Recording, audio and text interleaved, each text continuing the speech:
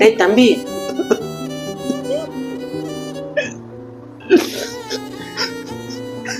ஏன் அழுதுக்கு இருக்கு? என்னாச்சு?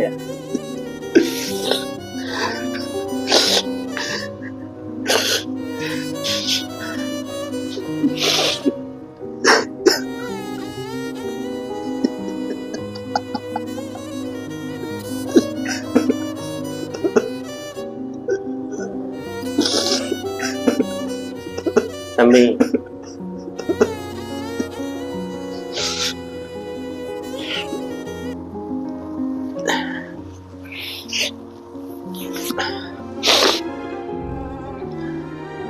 அப்பா போன் பண்ணிட்டாங்க.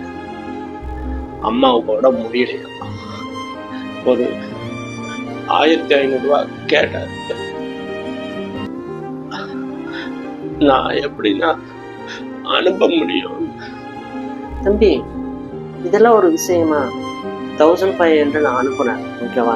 நேத்துன்னு நான் இன்டர்வியூ போனேன் இல்லைன்னு, அங்க எனக்கு நாலேஜ் இல்லைன்ட்டாங்க, ப்ராப்பரா கம்யூனிகேட் பண்ணலன்ட்டாங்க.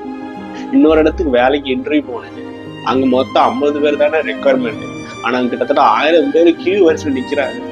நான் எப்படின்னு அவங்களெல்லாம் ஓவர் கம் பண்ணிட்டு அவங்களோட நான் பெஸ்ட்ன்னு சொல்லி காட்ட முடியும்? அங்க இருக்கிற பசங்க எல்லாம் என்னை விட வேற லெவல்ல பேசுறாங்கன்னு. நான் ஒன்று சொல்லட்டுமா? இது ஒரு ரேஸ், ஓடிக்கிட்டே இருக்கணும். நானும் கஷ்டப்பட ரெடின்னு, வேலை செய்ய ரெடின்னு, வேலை கொடுக்க யாரும் இல்லைன்னு. ஒரு வேலை இல்லைன்னா இன்னொரு வேலை, அந்த வேலை இல்லையா இன்னொரு வேலை. படித்த படிப்புக்கு தான் வேலை பார்க்கணும்னு சொல்லி இங்கே யாருக்கும் எந்த ஒரு ரூல்ஸ் அண்ட் ரெகுலேஷனுமே கிடையாது. தேர்ந்தெடுக்க துறைகள் தான் முக்கியம். ஏன் நம்ம சச்சின் என்ன படித்தார், எம்எஸ் தோனி என்ன படித்தார், என்னவா வேலை பார்த்தார், இப்போ என்னவா இருக்கார். நம்ம சூப்பர் ஸ்டார் என்ன படித்தார், அவர் என்ன வேலை பார்த்தார், இப்போ எப்படி இருக்காரு. நம்ம உலக நாயன் என்ன படிச்சிருக்காரு, ஏன் நம்ம எஸ்கே என்ன படிச்சிருக்காங்க. ஸோ இங்கே படிப்புங்கிறது ஒரு கருவி மட்டும்தான். அந்த கருவியை யூஸ் பண்ணி நீ தூண்டில் போடணும். அந்த தூண்டில் போடுற இடம் ஆற்றுல போடுறியா, குளத்துல போடுறியா, கடல்ல வலை வீசுறியான்னு தான் டிசைட் பண்ணணும். தேடல் வாழ்க்கையில ரொம்ப முக்கியம். தேடிக்கிட்டே இரு, வெற்றியோ தோல்வியோ துவண்டு போகாம தேடிக்கிட்டே இரு. அந்த வெற்றி தானா ஒரு நாள் ஒன்று தேடி வரும்.